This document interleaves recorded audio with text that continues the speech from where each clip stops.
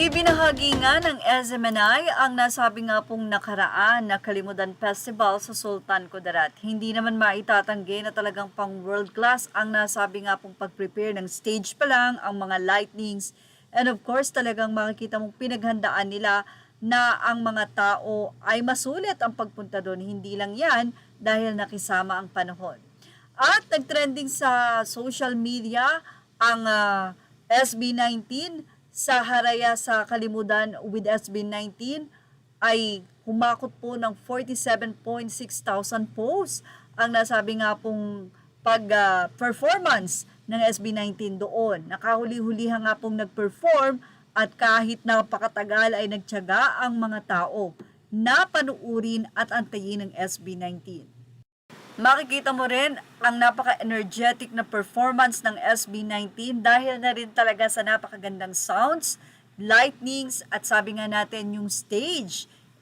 Sobrang nag-enjoy talaga ang mga guest at ang SB19 ay pang world class din ang performance.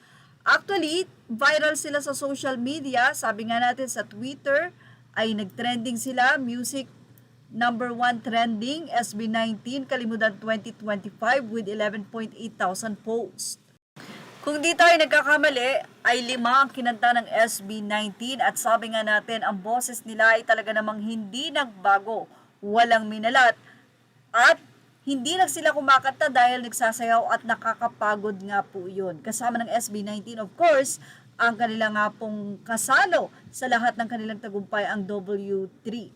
At grabe, sabi nga nila talaga pang world class at very professional ang ginawa nga po daw ng governor na si Pax Mangudadatu sa nasabi nga pong event na ito na hindi napahiya ang Sultan Kudarat. Napakarami nga pong pumuri.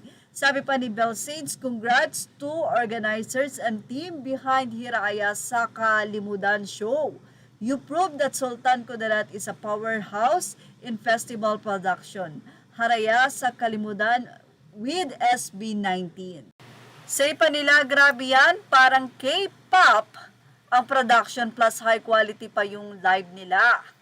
Sobrang ganda ng stage lighting, fireworks, performance, lahat grabe, world class talaga. Isa rin si Jonah sa nagbigay ng magandang performance sa nasabi nga pong Kalimudan Festival.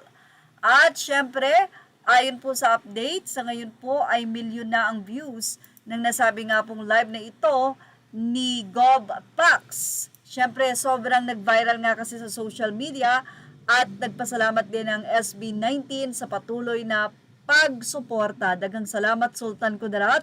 Talagang nag-aalab ang inyong energy kagabi. Nagpapasalamat kaming lahat na naghihintay at nanood sa amin kahapon sa Kalimudan Festival. Kita-kits tayo sa susunod. Yes, may 1.1 million views na nga ang nasabing live na ito ni Governor Pax Mangudadatu. Yan ang showbiz now update.